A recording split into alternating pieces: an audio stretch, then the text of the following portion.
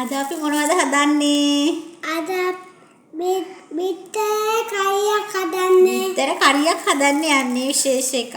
ඉදියාප්ප කන්න සසම සස එකක්. හදලා කමු එහෙනම් ඈ. හදලා බලමු අපි හදන විදිහ. කීයක් තියෙනවද බිත්තර? 3ක්. පහ.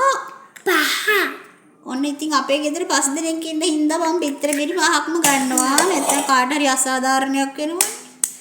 අඩු වෙනවනේ. ඔයාලා හැමෝම 2යි ගණන් කරන්න. 2යි හැමෝගෙම ඉන්න කට්ටියට විතර තියෙන තරම් ගන්න. 3යි 3යි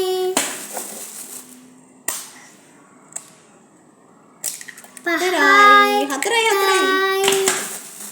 5යි දැන් මොකද කරන්නේ?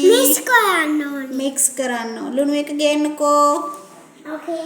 ලුණු එකයි ගම්මිරිස් කුඩු එකයි ගේන්න. මල්ලි බබත් යන්න මොන හරි අරන් එන්න උදව් කරන්න මට.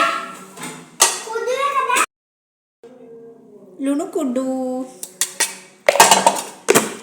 ඊගාට ගම්මිරිස් කුඩු. චුට්ටක් ඇතුලේ. දැන් හොඳට මික්ස් කරන්න ඕනේ.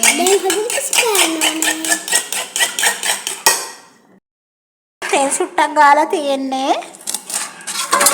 ඔන්නම වටේට තෙල් ටිකක් ගා ගන්න ඕනේ. බබා දෙන්න දැන් මික්ස් කරපු එක. ඊට පස්සේ අපි මේක මෙහෙම දා ගන්නවා. අපි දැන් මේක හොඳට ස්ටීමන් කර ගන්න ඕනේ. තඹ ගන්න යන්නේ මන් ලිපේ තියලා. ඒ භාගයක් විතර මෙහෙම තඹ ගමු. ඔන්න මම නම් දර ලිපේ මේක තඹ ගන්න යන්නේ. ගෑස් ලිපෙත් පුළුවන් ඉතින්. කෝකේ හරි කමන්න නැහැ. මේක පැය භාගයක් විතර හොඳට තඹ ගමු. මොනේ ඒක තැම්බෙනකම් මේ ටික ඊනිවට කපා ගන්න යන්නේ. විතර හරියට අපි ගත්ත දේවල් ටික පීලුණු සුදු ලුණු අමු මිරිස් කරපිංචා රම්පේ 3-5 කුඩු මිරිස් කුඩු චුට්ටක් කෑලි මිරිස් චුට්ටක් කහ කුඩු උළුහාල් කුරුඳු පොතු සුප් කැටයකින් භාගයක් ගත්තා. ඔන්න ඉතින් අපිට තක්කාලි නැති හින්දා අපි සියඹලා බිකි දෙකකුයි ගත්තා. තව ඉතින් ලුණු ගන්න ඕනේ.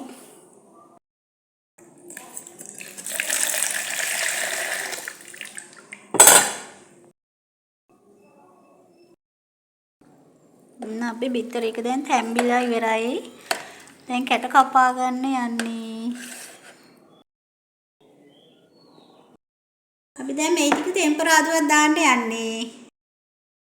ඔන්න පොල් කිරි ටිකක් දා ගන්නවා. ඔන්න දැන් පොද්දර හදලා ඉවරයි. දැන් මේ කැට ටික මේකට දා ගන්න යන්නේ. පරිස්සමට දාගන්න කැඩුනොත් එහෙම.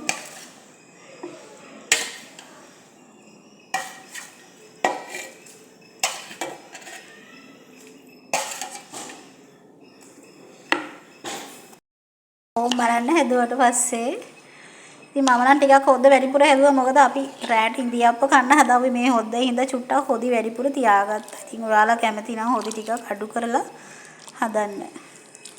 මාරම රසයි. ඉතින් හදලා බලන්න කොහොමද කියලා.